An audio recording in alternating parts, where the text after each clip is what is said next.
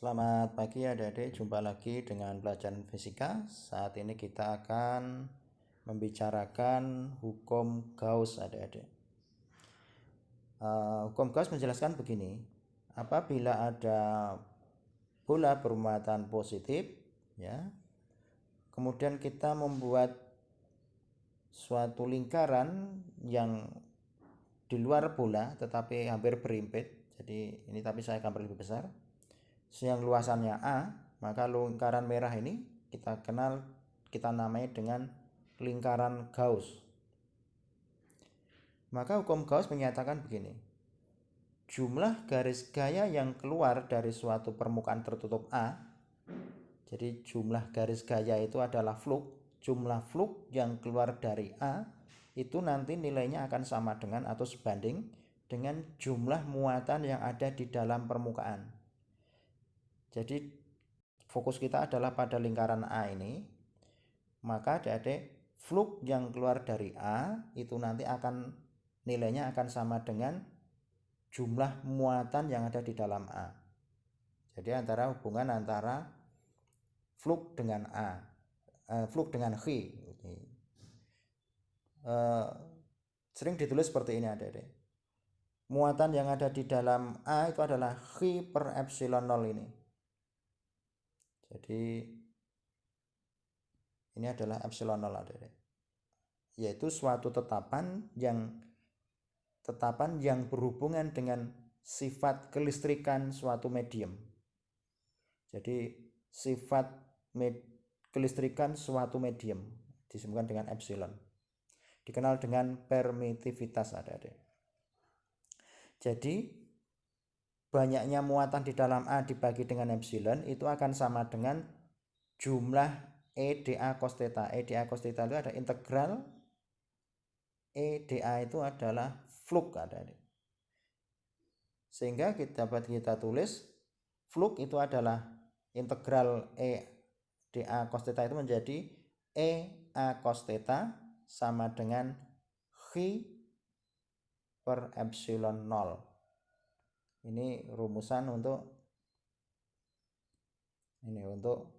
hukum Gauss yang perlu adik-adik perhatikan. Jadi E kali A cos theta sama dengan G per epsilon 0.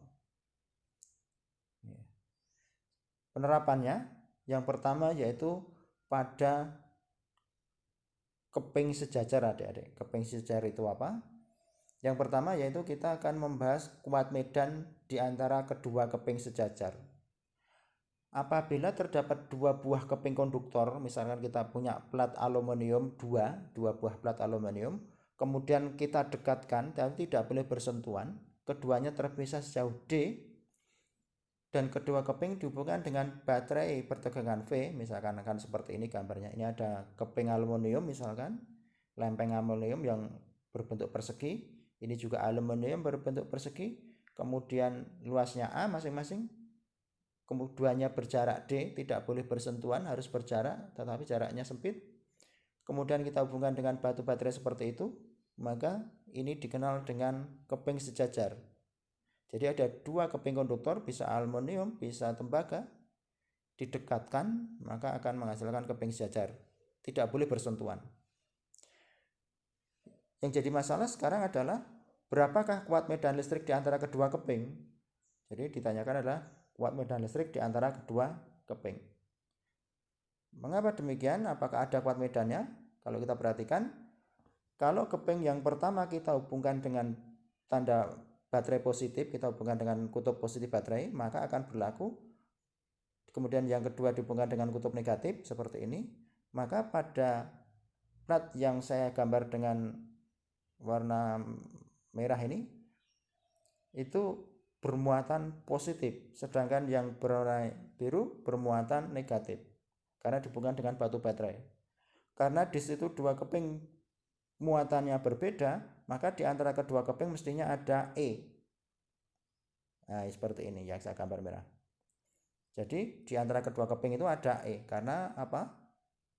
Keping satu positif, keping kedua negatif, dan tidak bersentuhan. Kalau bersentuhan nanti elektron akan pindah, maka di situ akan ada apa? E, timbul E seperti itu. Yang jadi masalah sekarang E-nya berapa ini?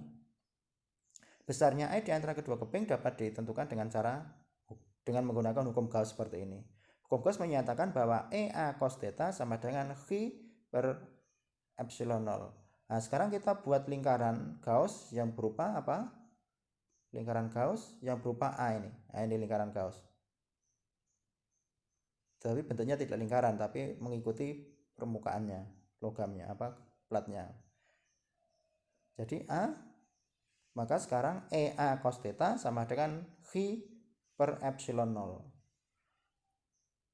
Karena E dengan A itu tegak lurus, maka cosnya 0 derajat, sehingga sekarang menjadi cos 0 adalah 1, sehingga E sama dengan E kali A sama dengan Chi per epsilon 0, atau E sama dengan Chi per A per epsilon 0. Kalau kita tulis, atau seperti ini, E sama dengan sigma per epsilon 0, yaitu dengan catatan bahwa sigma adalah Chi per A. Ini disebut dengan kerapatan, rapat muatan. Jadi ini kita kenal dengan rapat muatan, sedangkan yang atas ini kita kenal dengan kuat medan listrik di antara kedua keping. Jadi intinya adik-adik, kuat medan listrik di antara kedua keping, ya, keping konduktor yang sejajar adalah E sama dengan P per epsilon 0 dengan sigma per epsilon 0, dengan sigma adalah Chi per A. Selanjutnya, penerapan yang kedua adalah potensial listrik di antara kedua keping. Apabila terdapat dua buah keping yang berluasnya A kemudian terpisah jauh D seperti tadi, kedua keping dihubungkan dengan muatan positif dengan baterai bertegangan V, berapakah besar potensial listrik di antara kedua keping? Jadi kalau ini ada dua keping tadi, yang satu bermuatan positif, yang satu negatif karena diberi baterai, maka di sini ada E adik-adik, itu, maka usaha untuk memindahkan muatan dari positif ke negatif, jadi memindahkan muatan positif dari negatif ke positif seperti ini. Nah, seperti itu, perhatikan muatannya. Jadi muatannya positif berpindah dari negatif ke positif, perhatikan itu ada gerakannya seperti itu. Maka usaha yang digunakan untuk memindahkan muatan ini dari negatif ke positif itu kita gambar dulu lagi. Kalau ini ada plat 1 positif, plat 2 negatif, kemudian potensialnya adalah V, tegangan baterainya V, kemudian jaraknya D, maka untuk memindahkan di situ ada E, ya. Kemudian ada muatan, kita pindahkan dari negatif ke positif, maka kita perlukan gaya sebesar F.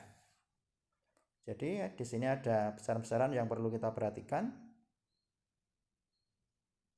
Yang pertama adalah besaran V, potensial antara kedua keping, kemudian jarak dua keping D, kemudian ada kuat medan di antara kedua keping E yang sudah kita hitung tadi, kemudian ada gaya F yang digunakan untuk memindahkan muatan dari kutub plat negatif ke plat positif. Maka adik-adik sekarang usahanya adalah W itu adalah F kali D, yang tidak lain adalah Chi kali delta V. Ini pada usaha, ya. Usaha adalah F kali D, F-nya adalah Chi kali E, jadi gaya itu adalah Chi kali kuat medan, sehingga Chi E kali D sama dengan Chi kali delta V-nya adalah V, atau sekarang Chi-nya kita coret menjadi E kali D sama dengan V, atau lebih singkatnya adalah V beda potensial adalah E kali D. Jadi perlu adik-adik perhatikan bahwa untuk keping sejajar ada hubungan bahwa beda potensial itu sama dengan E kuat medannya kalikan jaraknya. Ini adalah potensial listrik di antara kedua keping sejajar. Adik-adik, apa itu istimewanya keping sejajar? Mengapa dibicarakan dalam listrik statis? Keping sejajar ini adalah merupakan konstruksi dasar alat yang namanya kapasitor. Apa itu kapasitor? kapasitor adalah alat untuk menyimpan muatan listrik. Jadi kalau ada dua keping plus dan negatif, maka di tengah-tengahnya ada E. Kuat medan inilah yang dapat menyebabkan kedua keping menyimpan muatan listrik. Maka sekarang dibahas yaitu apa itu kapasitas. Kapasitas adalah banyaknya muatan listrik yang dapat ditampung setiap beda potensial 1 volt. Jadi kapasitas itu adalah Q per V, banyaknya muatan dibagi dengan beda potensial kapasitas, atau banyaknya muatan yang dapat disimpan oleh kapasitor. Selanjutnya kita kembangkan bahwa C sama dengan Q per V, maka V tadi untuk keping sejajar adalah E kali D, jadi Q dibagi E kali D. Kemudian E sendiri adalah Q per A per epsilon 0. Sehingga sekarang kapasitas keping sejajar adalah C sama dengan epsilon 0 A per D. Kalau kita perhatikan adik-adik, di sini kapasitas sebuah kapasitor itu tidak tergantung dari listriknya atau tegangannya, tapi hanya tergantung dari bentuk kapasitornya. Apa itu? Yang pertama adalah epsilon 0. Epsilon 0 itu adalah jenis, menyatakan jenis medium di antara kedua keping. Kalau epsilon 0 berarti di antara kedua keping adalah hampa atau udara. A itu adalah luas keping.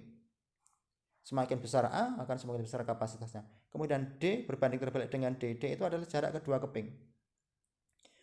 Semakin sempit jaraknya, semakin dekat jaraknya, maka kapasitasnya akan semakin besar.